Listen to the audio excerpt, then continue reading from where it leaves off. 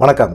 முன்னாள் அதிமுக அமைச்சர்கள் மேல எல்லாம் நடவடிக்கை எடுங்கப்பா அப்படின்னு சொல்லி முதலமைச்சர் லஞ்ச ஒழிப்புத்துறைக்கு ஒரு உத்தரவு போட்டிருக்காரு. வேகமாக லஞ்ச ஒழிப்புத்துறையும் நடவடிக்கை எடுக்கும் அப்படிங்கிற மாதிரி சொல்கிறாங்க. என்னப்பா இவ்வளோ நாள் ஆச்சு, 4.25 வருஷம் ஆச்சு, இது வரைக்குமே அதிமுக அமைச்சர்கள் மேலே எந்த விதமான ஒரு நடவடிக்கையும் எடுக்காமல் இருந்தீங்க. இப்போ திடீர்னு நடவடிக்கை எடுக்க ஆரம்பிச்சிட்டிங்களே என்னப்பா அப்படின்னா, எடப்பாடி பழனிசாமி தான் யாரையுமே சும்மா விடுறதில்ல. திமுக அமைச்சர்கள் மேலே ஊழல் புகார்களை சொல்கிறது, அவங்கள குற்றச்சாட்டு சொல்கிறது, மத்திய அரசிட்ட கொண்டு போய் ஊழல் குற்றச்சாட்டு ஆதாரங்களோட புகார் கொடுக்கறது, அதன் மூலமாக மத்திய அரசு அமலாக்கத்துறை, சிபிஐ எல்லாத்தையும் போட்டு, வருமான வரித்துறை எல்லாத்தையும் போட்டு ரைடு அடிக்க விட்றது. இதனால் மக்கள் மத்தியில் திமுக மேலே ஒரு கெட்ட பேர் ஆயிடுச்சு. ஊழல் கட்சி அப்படிங்கிற மாதிரி ஒரு இதாகிடுச்சு. அப்போ அதிமுக நல்ல கட்சியா? அதிமுக ஊழல் பண்ணுற கட்சி தானே, அதிமுக ஊழல் பண்ண கட்சி தானே. எதுக்காக முதலமைச்சர் அவங்க மேலே நடவடிக்கை எடுக்கல அப்படிங்கிற ஒரு டைலாகையும் திமுக சேர்ந்தவங்க வைக்கிறாங்க. ஏன்னு கேட்டிங்கன்னா, எதிர்கட்சியாக இருக்கும்போது அப்போ ஸ்டாலின் என்ன செஞ்சார்? அப்போது சட்டமன்ற தேர்தல் பிரச்சாரத்திலலாம் போகும்போது அமைச்சர்கள் மேலே குற்றச்சாட்டுகள் நிறைய இருக்குது, நிறைய ஊழல் பண்ணியிருக்காங்க, ஆதாரத்தோட கவர்னர்கிட்டையும் போய் நாங்கள் புகார் கொடுத்தோம், யாருமே நடவடிக்கை எடுக்கல, நாங்கள் ஆட்சிக்கு வந்தால் கண்டிப்பாக ஊழல் அமைச்சர்கள் மேலே கண்டிப்பாக ஒரு நடவடிக்கை எடுப்போம் அப்படிங்கிற ஒரு குற்றச்சாட்டை சொல்லிகிட்டே இருந்தார். அதுவும் குறிப்பாக பார்த்திங்கன்னா, கொங்கு பெல்ட்டில் கோயம்புத்தூர்லாம் போய் பிரச்சாரம் பண்ணும்போது பார்த்திங்கன்னா, வேலுமணியில் ஊழல் மணி அப்படின்லாம் வீரவசனம்லாம் பேசினார். அப்போ எதிர்கட்சி தலைவராக இருந்தார், ஊழல் மணிலாம் பேசினார். என்னடா இது அப்படின்னு பார்த்திங்கன்னா, வேலுமணி மேலே ஏகப்பட்ட குற்றச்சாட்டுகள்லாம் இருந்தது. ஸ்மார்ட் சிட்டியில் பயங்கரமான ஊழல், சொத்து குவிப்பு வழக்கு, ஏகப்பட்ட வழக்கு. அதே போல் பார்த்திங்கன்னா, தங்கமணி மேலே, அப்புறம் அங்கே வீரமணி, அப்புறமா எடப்பாடி பழனிசாமி எல்லாத்து மேலேயுமே ஊழல் வழக்கு இருக்குது. ஆனால் பார்த்திங்கன்னா, கண்டிப்பாக ஆட்சி மாற்றம் ஏற்பட்டோன்னே திமுக ஆட்சிக்கு வந்த பிறகு உடனே பார்த்திங்கன்னா, வேலுமணியா அப்படிங்கிற மேலெல்லாம் குற்றச்சாட்டுகள் அடிப்படையில் நிறைய நடவடிக்கை, ஊழல் குற்றச்சாட்டுகள் மேலே வழக்கெல்லாம் பதிவு பண்ணாங்க. அப்புறமா வேலுமணி என்ன செஞ்சார் அப்படின்னா, திமுகவோட ஒரு டையப் போட்டார். அப்பா, நாங்கள் உங்களை பற்றி பேசலை, நீங்கள் எங்களை பற்றி பேசாதீங்க, நீங்கள் நமக்குள்ளே ஒரு பரஸ்பரமான ஒரு நட்பை பழக்கலாம் அப்படின்னு சொல்லிட்டு முதலமைச்சர் ஸ்டாலினோட மருமகன் சபரீசனோட ஒரு டையப்பை போடுறாரு வேலுமணி. சரி, இவங்க 2 பேத்துக்குள்ளேயும் நட்பு வந்தோடனே இவங்க மேலே எடுக்க வேண்டிய நடவடிக்கையெல்லாம் பார்த்திங்கன்னா ஒரு மெத்தனமாக போயிடுச்சு. நடவடிக்கை எடுக்கவே இல்லை. இது திமுகவில் சேர்ந்தவங்களுக்கும் ரொம்ப அதிருப்தி. என்னப்பா இது இப்படி டக்குன்னு எதிர்கட்சியாக இருக்கும்போது இவ்வளவு குற்றச்சாட்டை நம்ம தலைவர் சொல்லிக்கிட்டு இருந்தார், திடீர்னு நடவடிக்கை எடுக்காமல் அமைதியாக இருக்கிறாரு. நம்ம ஆட்சி தானே நடக்குது, அது அதிமுக ஆட்சி மாதிரியே இருக்குது. அவங்க எந்த விதமான குற்றச்சாட்டும் செய்யாத மாதிரி இருக்கிறாங்களே. நம்ம மேலே மட்டும் எடப்பாடி பழனிசாமி டெல்லிக்கு போகிறாரு, பாஜகவோட கூட்டணி வச்சுருக்காரு, டெல்லி மேலிடத்தோடு கொடுத்து அங்கே திமுக கெட்ட பேர் ஏற்படுத்துகிற மாதிரி அமைச்சர்கள்லாம் ஊழல் பண்ணுறாங்க, அதில் ரைடு, இதில் அநியாயம் பண்ணுறாங்க அப்படின்னு ஆதாரத்தோடு கொண்டு போய் தகவலை கொடுக்குறாரு. அவங்க உடனே ரைடு அடிக்கிறாங்க. நம்ம திமுகவுக்கு தானேப்பா கெட்ட பேர் அப்படிங்கிற மாதிரி கட்சியில் இருக்க உடன்பிறப்புகள் எல்லாமே பேச ஆரம்பிச்சிட்டாங்க. இது திமுகவுக்கும் கொஞ்சம் டென்ஷன் ஆகி போச்சு. என்னடா இது, திமுகவோட இமேஜை மத்திய அரசு டேமேஜ் பண்ணுது. பாஜக அதிமுக கூட்டணியில் இருக்காங்க, கூட்டணி வேறு, வேணும்னே திமுக மேலே ஊழல் குற்றச்சாட்டுகளை அதிகமாக பண்ணுறாங்க, ஊழல் கட்சி அப்படிங்கிற மாதிரி ஒரு இமேஜை உருவாக்குறாங்க. அப்போ அதிமுக ஊழல் இல்லாத கட்சியா? அவங்க ஊழலே பண்ணலையா? நம்ம எதிர்கட்சியாக இருக்கும்போது எவ்வளோ எல்லா அமைச்சர் மேலேயுமே ஊழல் குற்றச்சாட்டை கொண்டு போய் கவர்னர்கிட்ட புகாராக கொடுத்தோம், ஆனால் நடவடிக்கை எடுக்கலை. நம்ம ஆட்சிக்கு வந்துட்டோம், ஆனால் வழக்கு பதிவு பண்ணால் அதுக்கு அவ்வளோ பார்த்திங்கன்னா எல்லா அமைச்சர்களுமே சரண்டர் ஆகிட்டாங்க. திமுகவோட சேர்ந்து சரண்டர் ஆன பிறகு இப்போது இவங்களுக்கு டேமேஜ் ஆகுது, பேர் கெட்டு போகுது. மத்திய அரசு நடவடிக்கை எடுத்தால் அப்போ அதிமுக ஊழல் இல்லாத கட்சி, அதிமுகவில் ஊழலே பண்ணியிருந்தாலும் இந்த அளவுக்கு திமுக அளவுக்கு பண்ணலை அப்படிங்கிற மாதிரி மக்கள் மத்தியில் ஒரு பேச்சு ஆரம்பிச்சது.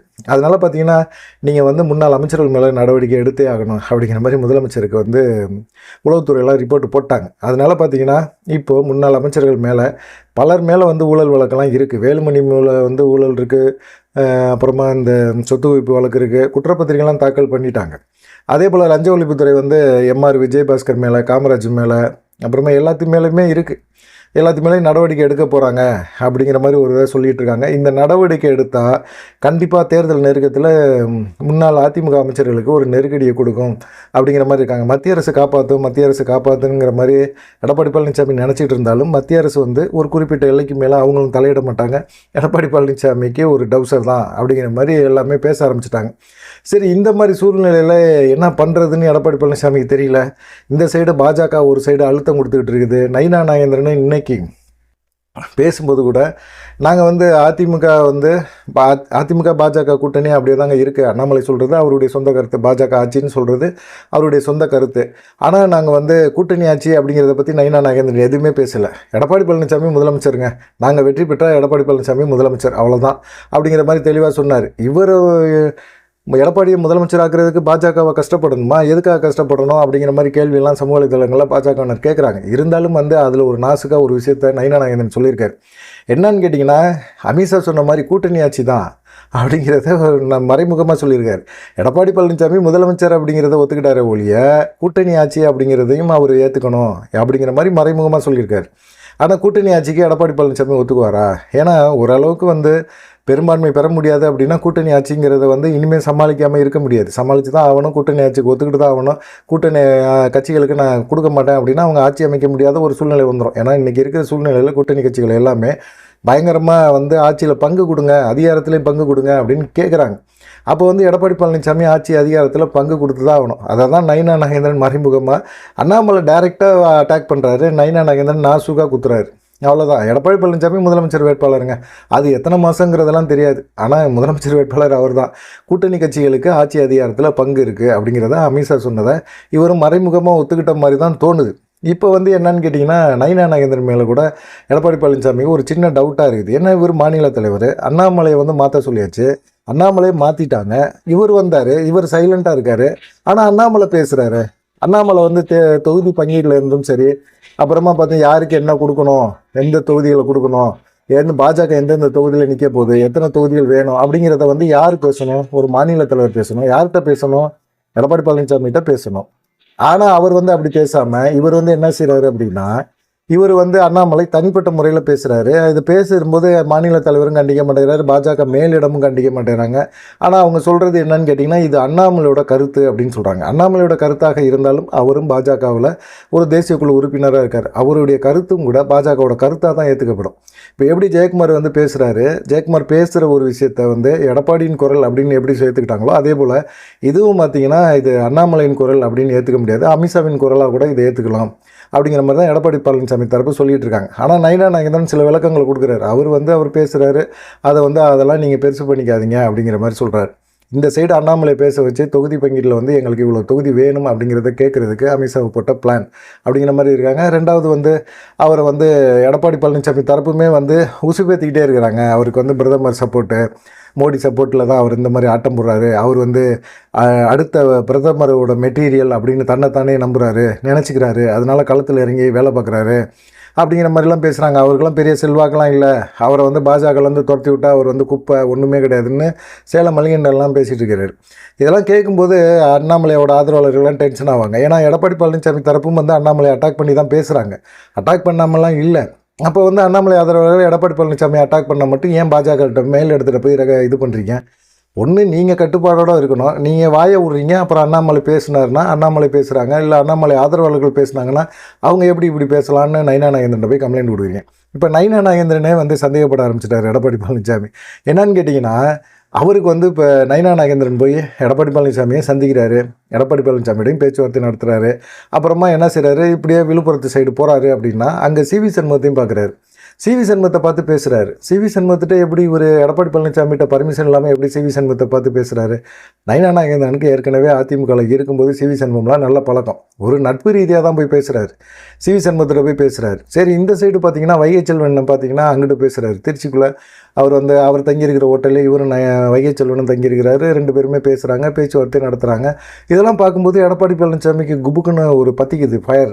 என்னையா அது திடீர்னு ஏன் நயினா நாகேந்திரன் போய் நம்ம ஆளுங்களை போய் சந்திக்கிறாங்க அப்படிங்கிற மாதிரி இருந்துச்சு. அண்ணாமலையாவது அதிமுகவை நேரடியாக அட்டாக் பண்ணாங்க, நயினா நாகேந்திரன் இப்படி போய் நம்ம ஆளுங்களை முக்கியமான தலைகளை அவங்கள போய் சந்தித்து எதுக்காக பேசுகிறாரு, என்ன பேசுகிறாரு அப்படிங்கிறதே தெரிய மாட்டேங்குது. இவங்களும் வந்து மௌனமாகவே இருக்கிறாங்க, எதுவுமே பேச மாட்டேறாங்க.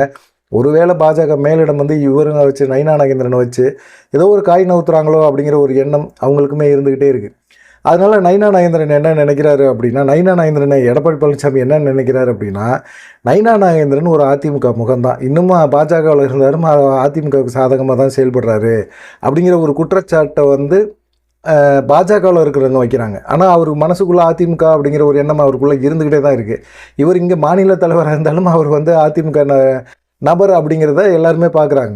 அதனால் இப்போ எடப்பாடி பழனிசாமிக்கு என்ன அப்படின்னா, பாஜக மேலிடம் நயினா நாகேந்திரனை வச்சு எடப்பாடி பழனிசாமிக்கு ஏதோ ஒரு செக் ஒன்று வைக்கிறாங்க. ஏன்னா நயினா நாகேந்திரனுக்கு கண்டிப்பாக அதிமுகவில் இருக்க எல்லாருமே நல்ல பழக்கத்தில் இருக்காங்க.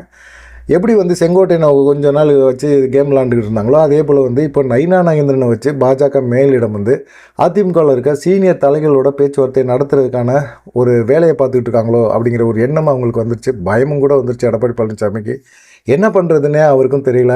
இதெல்லாம் வந்து எதேச்சியான ஒரு சந்திப்பு அப்படின்னு ஏற்றுக்கவே முடியாது. சிவி சண்முகத்தையோ வைகை செல்வனையோ எதேச்சியாக சந்தித்தார் அப்படிங்கிற மாதிரி ஏற்றுக்க முடியாது. ஏன்னா வைகை செல்வனை சந்தித்த பிறகு வைகை செல்வன் மறுநாளே வந்து திருமாவளவனை சந்தித்து பேசுகிறாரு. இன்றைக்கி செய்தியாளர் சந்திப்பில் கூட திருமாவளவன் வந்து திமுக கட்சிக்குள்ளே ஒரு ஓட்டை விழுந்துருச்சு அப்படிங்கிற மாதிரி வைகை செல்வன் பேசுகிறாரு.